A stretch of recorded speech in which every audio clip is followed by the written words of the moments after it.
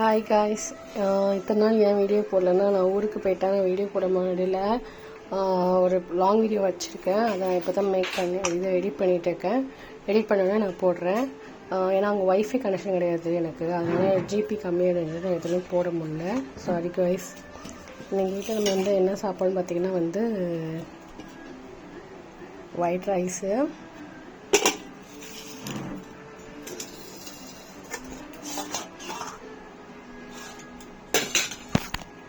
நல்ல மிளகு ரசம்.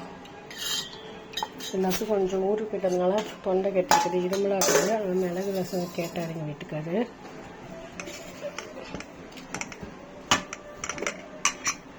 அப்புறம் வந்து மிளகு சிக்கன் வந்து இது கொஞ்சம் தண்ணியாக வச்சுருக்கேன், ஏன்னா ஒரு ஊற்றி சாப்பிட வேணும்னு சொன்னார்.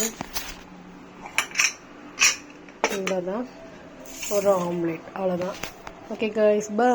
More like